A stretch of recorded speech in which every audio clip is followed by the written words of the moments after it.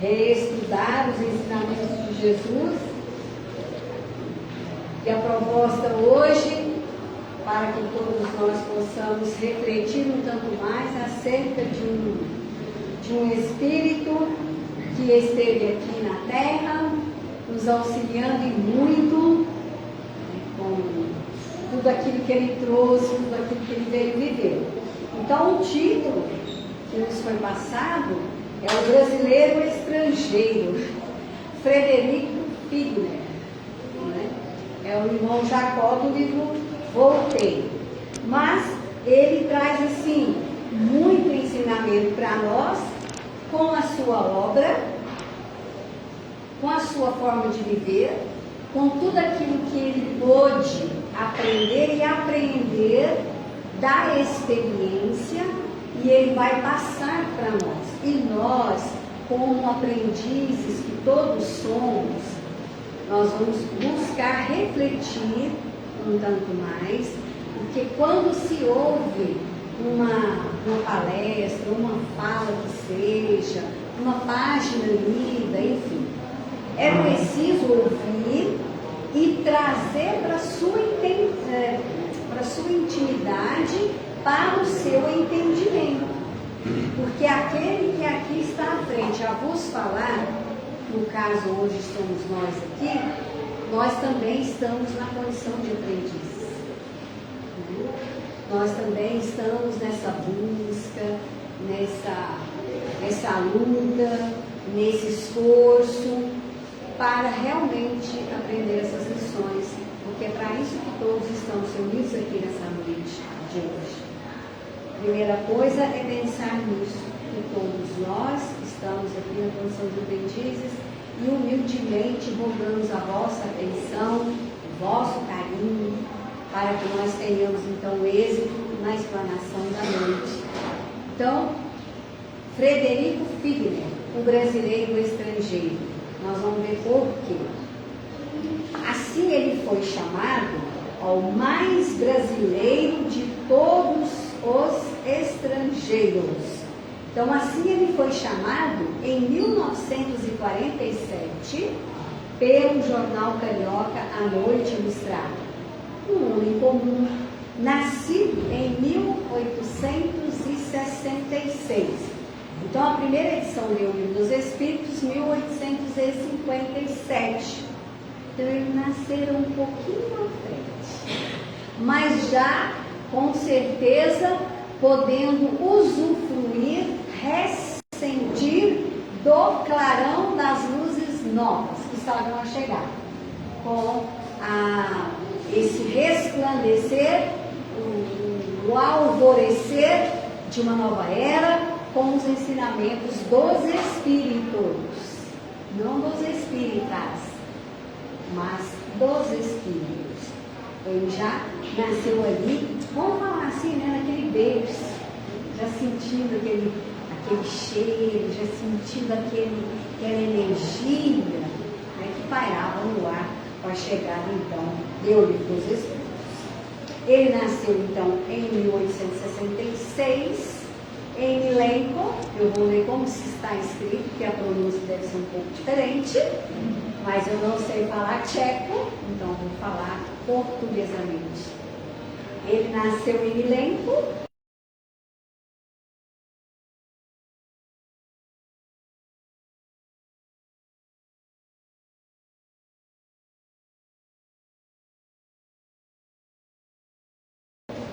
Aí não chegou a brasileiro estrangeiro. Com este homem, chamado Frederico Figner, aprendemos que podemos servir a Deus nos utilizando das coisas do mundo. Porque muitas coisas nos envolvem aqui no mundo. O Evangelho traz o seguinte esclarecimento para nós, no capítulo 17.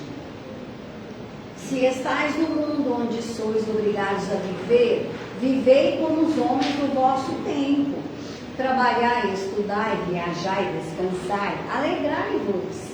Estais no mundo. Devemos viver de acordo com aquilo que se nos é apresentado. O que não podemos jamais esquecer é que as verdades espirituais, elas devem ocupar um espaço maior na nossa memória perispirítica, porque o corpo morre, o espírito vivifica. E o que se leva daqui depois ao partir? Aquilo que trouxemos, uma vez mais enriquecido com o poder então que Deus nos deu da inteligência, os conhecimentos e as qualidades morais. Então é isso que é a nossa trajetória, é a nossa experiência, é o nosso autodesenvolvimento. Então estamos no mundo, vamos viver. Então, como ele está dizendo aqui, mas isso não nos impede, uma vez sendo homens, espíritos encarnados aqui, com tudo que o mundo se nos apresenta, não tem como nós dizermos, olha, então agora eu vou viver como homem, como encarnado, esquecendo-se das coisas espirituais. Não tem jeito. Por quê? Porque nós somos espíritos e temos um corpo para passar pela experiência na Terra.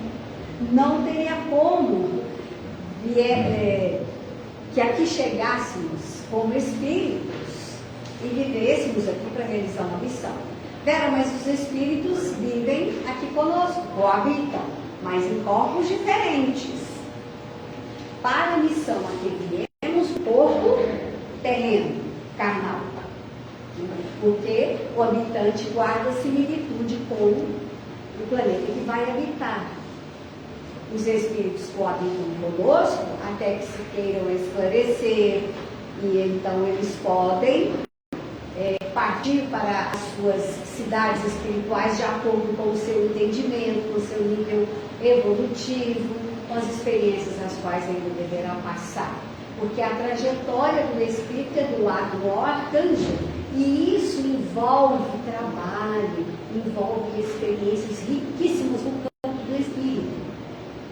E depois alçaremos voos mais altos, rumo às colônias espirituais felizes, celestes, onde nós alcançaremos, quiçá um dia, as regiões angelicais, que é a nossa trajetória. Um dia todos nós seremos anjos, Cristos.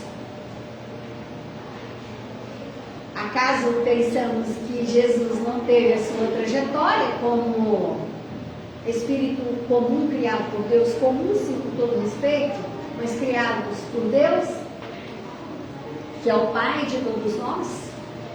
Ele também teve a sua trajetória evolucional até chegar a essa condição de espírito puro, que guardaria então uma oportunidade bendita de ser o governador do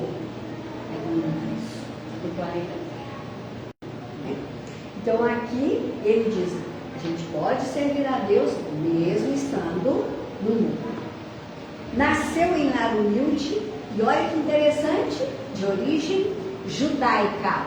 Não vamos esquecer dessa origem dele não, porque mais adiante a gente vai ver algo importantíssimo que vai lembrar essa origem judaica de Frederico Filho. Cedo partiu em busca de seus ideais. 15 anos. Vai emigrar-se para os Estados Unidos com pouco dinheiro, mas com grande visão comercial.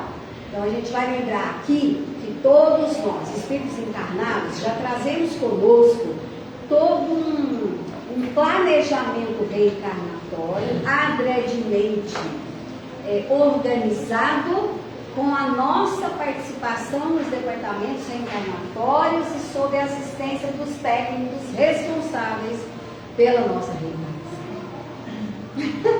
Não é? Então eu já trago comigo as trajetórias, eu já trago comigo as possibilidades, eu já trago comigo as minhas tendências. Nós vamos ver no livro dos Espíritos as profissões escolhidas, que elas também estão no nosso planejamento reencarnatório, obedecendo ao nosso desenvolvimento, que a inteligência, ela é desenvolvida. Nós recebemos, vamos dizer assim, uma centelha da inteligência, ela deve ser desenvolvida. Então eu vou dar desenvolvimento a esse projeto meu reencarnatório, obedecendo, por exemplo, no caso das profissões, a minha tendência, meu gosto. O que você gosta de fazer?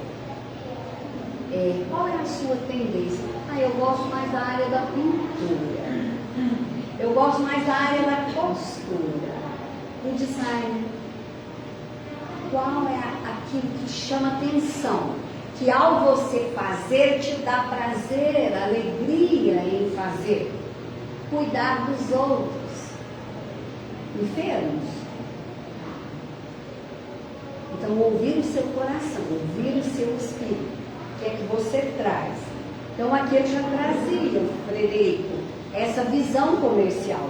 Chegou ao país no momento em que Thomas Edison lançava um aparelho que registrava e reproduzia sons por intermédio de cilindros giratórios.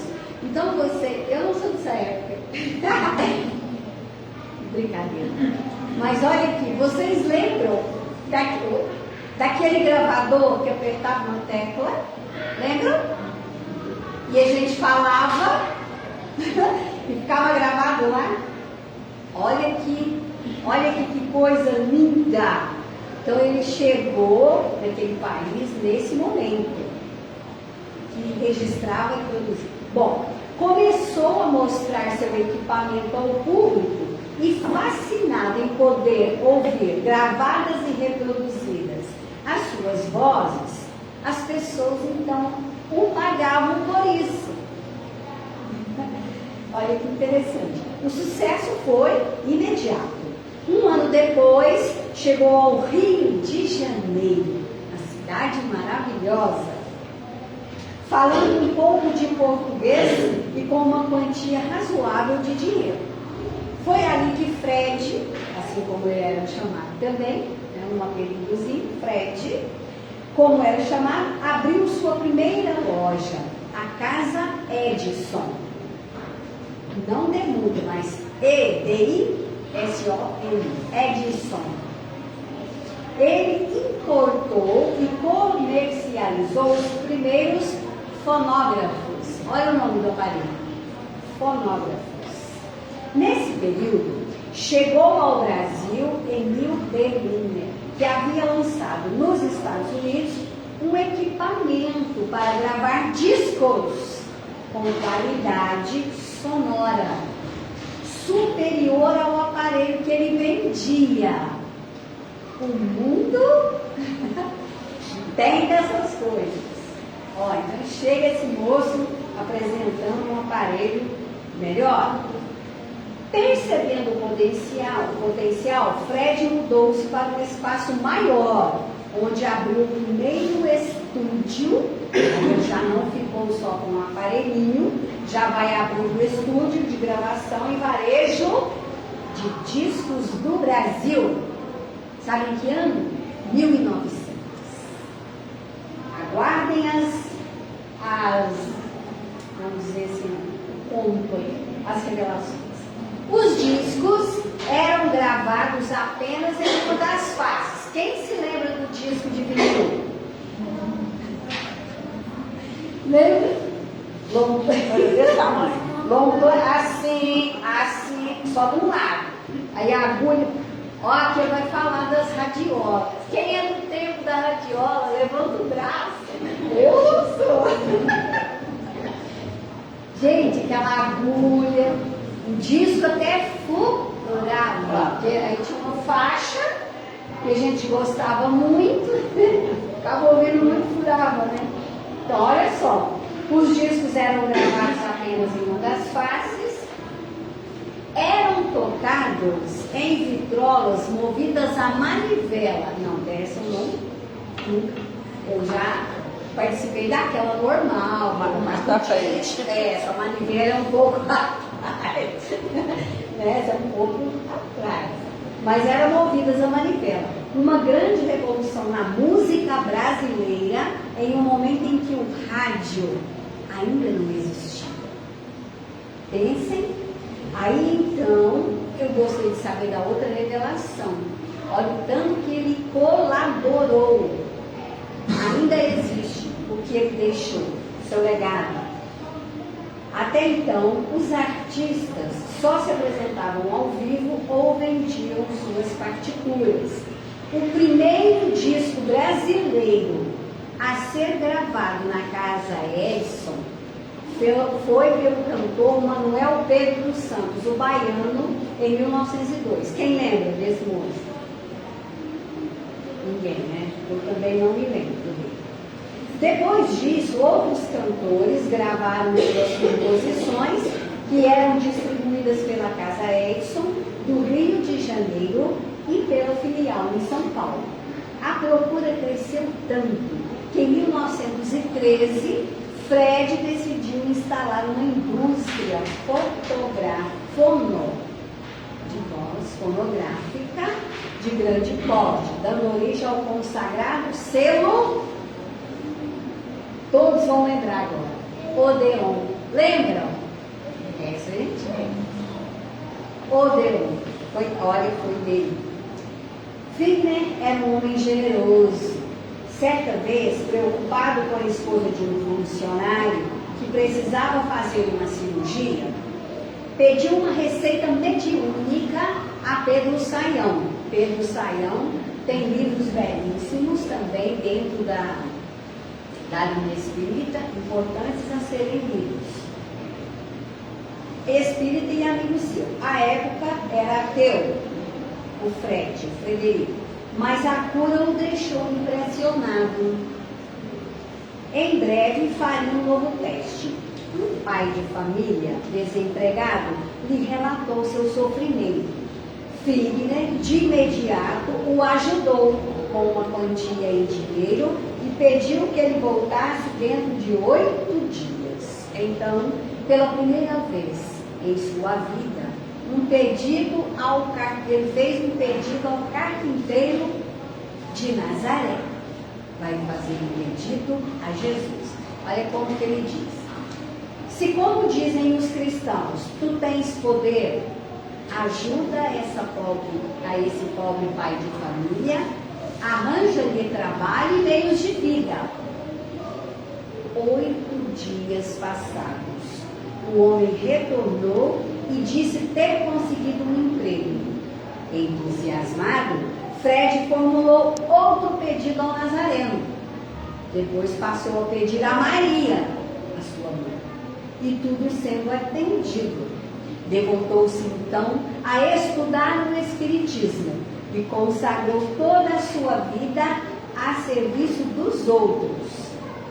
Fez parte da Federação Espírita Brasileira, FEB. Foi seu vice-presidente, tesoureiro e membro do Conselho Fiscal. Manteve coluna no jornal Correio da Manhã, onde divulgava o Espiritismo. Então a gente está vendo aqui toda uma trajetória, como ele foi alcançando, como ele foi desenvolvendo. Bom, voltamos ao início. Já trazia no seu espírito tudo isso programado, já estava dentro do seu espírito. Presidiu diversos grupos na FEB e em seu lar. Publicou livros, sempre custeando as suas edições. Acolheu em sua casa vítimas da gripe espanhola, a mesma gripe que levou então ao desencarne o professor Eurípides Barçanufo, que assolou o país em 1918. Se não estava na FEB, lá na Federação, ou na sua empresa, estava andando de um bairro a outro, levando consolo, medicamentos, alimentos, roupas ou dinheiro a necessitados. Pelo seu trabalho, se tornou, agora que eu vou gostar da informação, pelo seu trabalho, se tornou amigo de muitos artistas. E vendo a dificuldade financeira de alguns, ao chegarem à velhice, vamos ver se alguém se lembra disso, comprou um terreno e construiu o Retiro dos Artistas. Quem já ouviu falar? existe até hoje. E artistas que envelhecem, adoecem, não têm familiares para tomar conta, não têm condições financeiras para se manter, eles são levados para lá. Então chama o Retiro dos Artistas em Jacarepaguá, que existe até hoje. Em 1920, olha outro fato interessante com ele.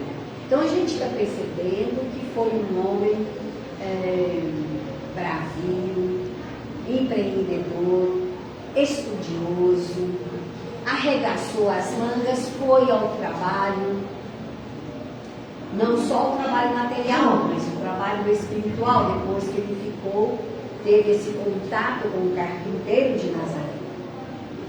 Então agora a seguir. Em 1920, morreu sua filha mais velha, chamada Raquel. A esposa dele ficou inconsolável. Ouvindo falar de Ana Prado, em abril de 1921, partiu com toda a família para Belém do Pará, onde a médium residia. O que sucedeu naquelas sessões? O reencontro com sua filha materializada.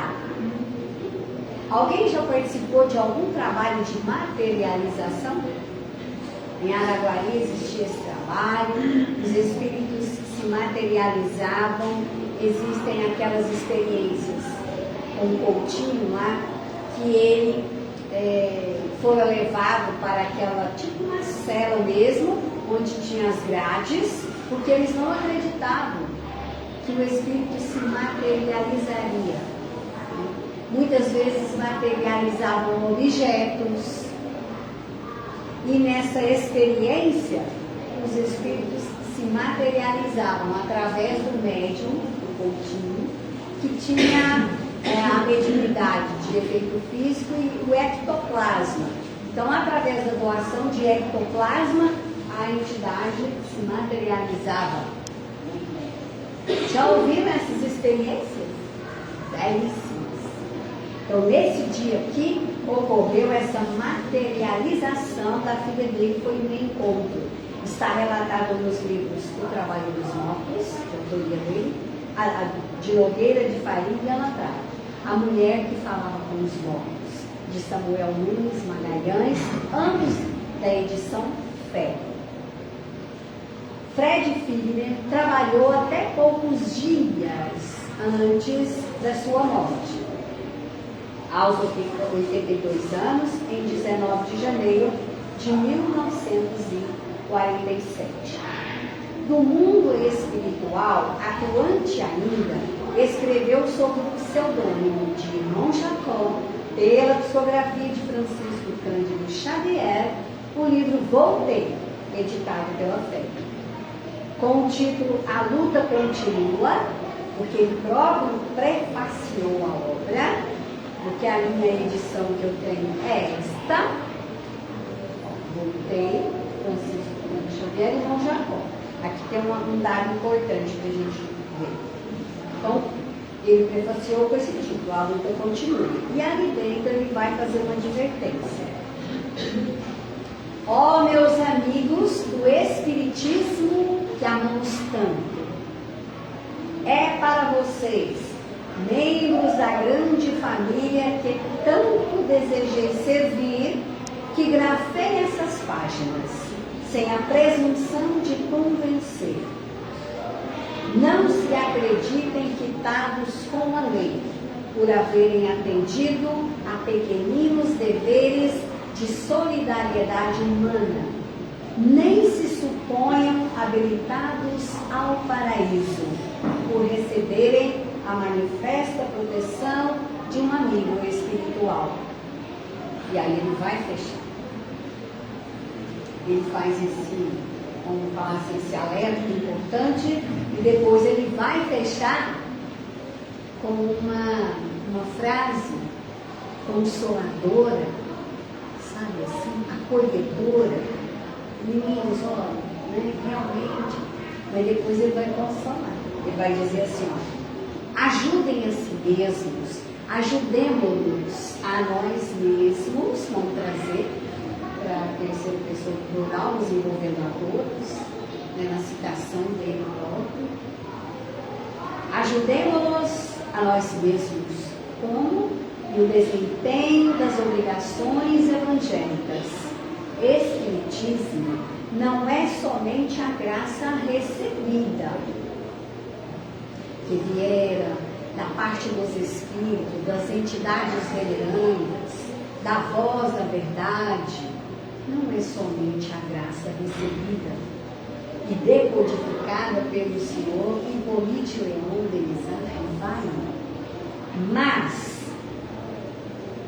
é também a necessidade de nos espiritualizarmos para as esferas superiores. Por que é que ele disse isso?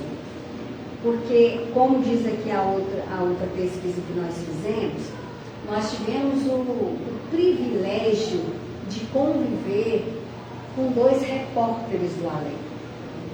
André Luiz, que era o seu pseudônimo, que o nome verdadeiro dele a gente não sabe.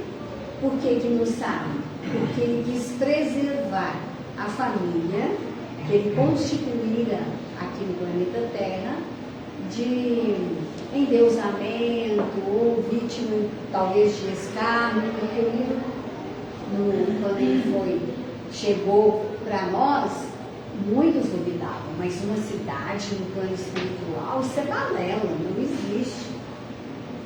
Então, assim, ele adotou também o pseudônimo de André Luiz. E Frederico Figner adotou o pseudônimo de Irmão Jacó, para poder chegar aqui para nós. Então, a gente teve esse privilégio de conviver com essas 2 pessoas.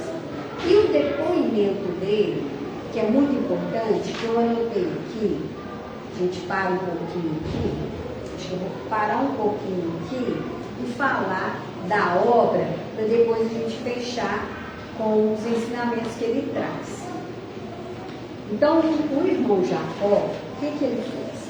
Ele, desde o início, já prefacia a obra e vai nos colocar para pequenas reflexões. Primeira delas, a realidade além túmulo, que na verdade foi uma exposição a que ele se sujeitou, assim como André Luiz, para dizer para todos nós da dificuldade que ele enfrentou pós-morte, mesmo sendo espírita, sabendo das realidades espirituais, das verdades, ainda assim ele enfrentou dificuldades, mas ele as assumiu, sabe? Porque ao desencarne dele fora assistido, eles foram para a praia, eles se encontravam vestido normalmente. Ele falou, mas eu estou aqui na praia e vestido normalmente.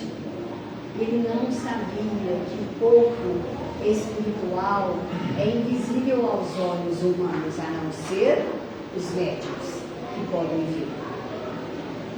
Mas o motivo da ida até a praia é porque a brisa do mar é altamente reconstrutora dos fluidos perispiríticos. Então, quem tem oportunidade de visitar as praias, aproveitem o momento em que estiverem lá, com aquela brisa que vem ao cair da tarde, ou ao chegar da manhã, ao aparecer o sol, para a reconstituição dos liames perispiríticos, para dar mais força. Então ele foi lá. Mas aqui a reflexão é essa, a realidade que ele enfrentou além túmulo. Depois a esfera de julgamento, que ele com certeza passou, porque muitas vezes ele falava, eu era presidente da fé, enfim, eu fazia isso, eu fazia aquilo. É uma semelhança grande com André Luiz. Que André Luiz também falava assim, eu era médico, eu tinha meu consultório, atendimento. E eles vão falar para André Luiz, os títulos terrenos pertencem à terra. Aqui no plano espiritual nós temos fichas de serviço. Fichas de serviço. Então, assim, é muito semelhante à história dos dois. E o fim das limitações corporais. É a mesma coisa que André Luiz enfrentou. Porque ele precisava espiritualizar-se para sair do corpo, sair da matéria. Porque ele ainda sentia dor, fome, sede.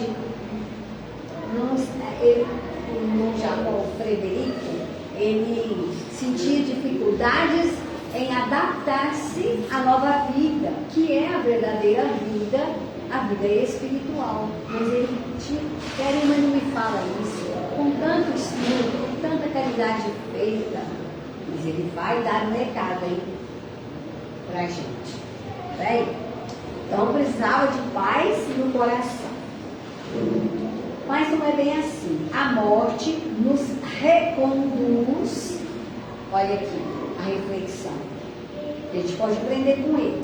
Então todos nós, assim que tivermos condições, vamos fazer a leitura da obra. Voltei. A morte nos reconduz à intimidade do lar interior. É voltar para casa. Para a casa mental, para a realidade espiritual. É uma coisa que eu tinha dificuldade. A preocupação de construir dentro de si um santuário. Para quê? Para as determinações divinas. E pensar o quê? Refletir o quê? Quantos dias gastamos para fazer isso? Essa limpeza, essa transformação moral, essa readaptação, o reajustamento. E uma coisa que ele se preocupava muito, com a luz interior, que é própria de cada um de nós. Então ele falava muito para as pessoas, ainda anotei aqui, ó, ele tinha por hábito dizer aos espíritos que acendessem a própria luz.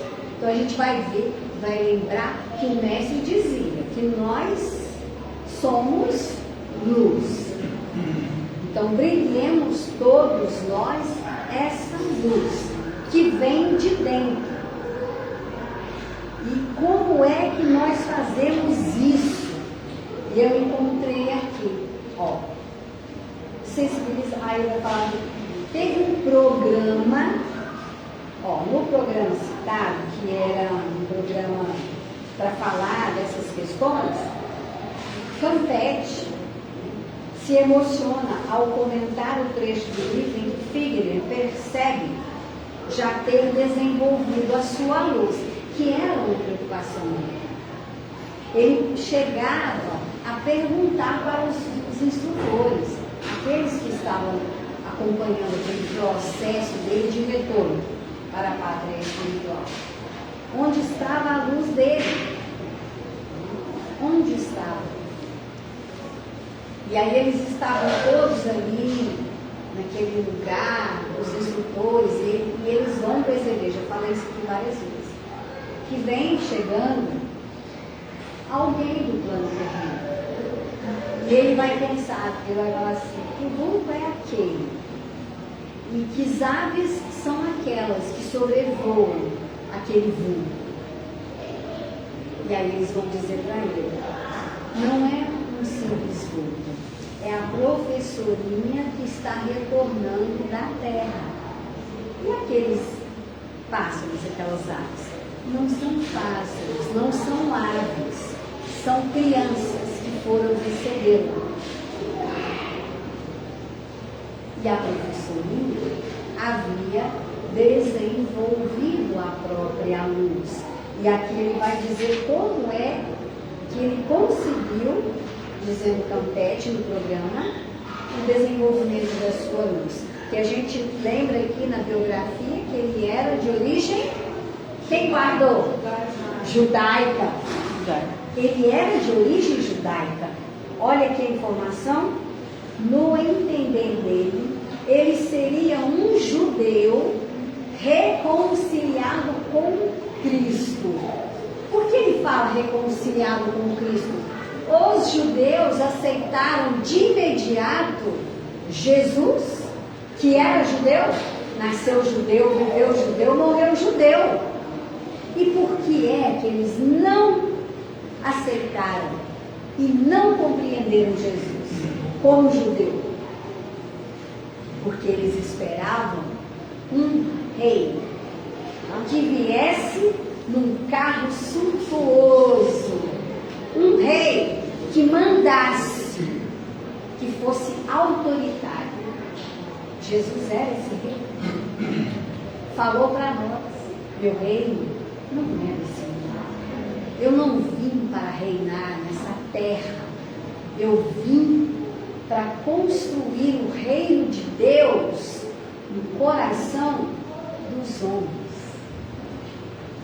Então é diferente, né? É outro tipo de reino, é outra poltrona, por assim dizer. É reinar em nossos corações. Então aqui, olha só, no seu entender, seria ele um judeu reconciliado com Cristo. Então é quando ele passou a compreender a missão do Cristo. Ele judeu e o Cristo judeu. Porque Jesus seria a semelhança, assim, que ele pudesse dizer: meus irmãos judeus, vim da parte do meu Pai para que vós possais entender que a vida na terra é uma grande viagem, é uma grande experiência. A vida verdadeira é a vida futura. As coisas materiais vos servem de utensílios. Mas como que ele iria falar de coisas tão profundas se eles ainda se degladiavam por coisas materiais? Por coisas materiais. Então ele se achava um judeu reconciliado com Cristo. Pôde compreender o papel de Jesus e conseguiu interiorizar esta proposta e iluminar-se a si mesmo. Então a gente percebe isso quando nós então, porque ao dizermos assim: Jesus, eu te amo, a música que foi muito propícia, nós lembramos dos 3 dias vividos no Congresso Espírita que nós fomos. Por que é que Pedro pergunta 3 vezes: Pedro, tu me amas? Será que era só mesmo uma repetição de perguntas? Ou Jesus procurava uma ressonância dentro do coração de Pedro, para que Pedro, em respondesse ao Cristo, pudesse ecoar na intimidade da alma dele? Amar Jesus não é uma tarefa fácil, é? Porque aí nós vamos então compreender e procurar vivenciar os seus ensinamentos. Então é como Frederico, ele falou: nossa, então agora eu compreendo. Porque o entendimento é a faculdade que o Espírito tem para discernir e pegar aquele ensinamento e falar: certo, eu vou viver assim, eu quero viver assim. Então a proposta era de renovação para o próprio Pedro. Então depois de várias explicações ele vai dizer: então se você me ama, você vai apacentar as minhas ovelhas. Ou seja, cuidar delas, ver para onde elas vão, se elas estão entendendo o teu chamado, porque o bom pastor, as ovelhas conhecem a sua voz. Não precisa gritar, não. Uma vez chamou, elas já reconhecem. E se acaso uma das ovelhas se perder, sair no medinho, vai buscar. Porque nenhuma das minhas ovelhas se perder. Então, acabou. Última coisa então. A gente vai aprender com ele as dificuldades com o ajustamento da nova vida, os conflitos que ele enfrentou, a humildade com que ele assumiu e realmente procurar esse, vamos dizer assim, essa reconciliação, né, com os ensinamentos do Mestre. E procurar, cada um de nós, uma maneira, vamos dizer assim, peculiar a cada um, de viver esses ensinamentos, de procurar sempre estar na companhia de Jesus, para que tenha segurança íntima, porque é só mesmo com Ele que nós vamos encontrar essa segurança. Não é num carro blindado, não é numa casa trancafiada, é com Ele junto. Aí fica para a próxima vez a ponte iluminada. Viu? Que é belíssimo. Mas vocês leiam a obra, pelo amor de Deus. E muito obrigada. Vou cantar uma música. Você quer dar recado? Não, pode ficar à vontade.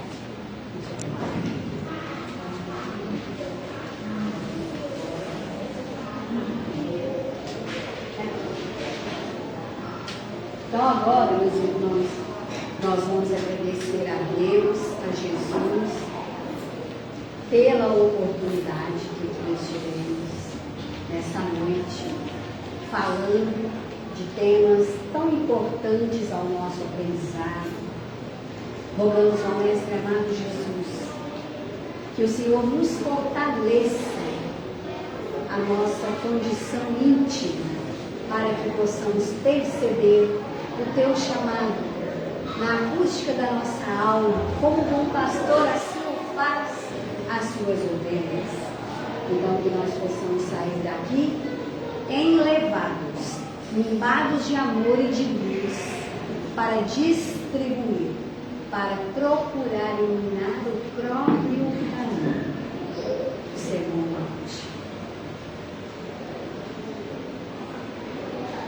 um sentimento me ronda, não sei dizer, tudo é novo pra mim, meu coração se renova, sinto a esperança invadir o meu ser, quero ser manso, ser limpo, ser justo e pobre de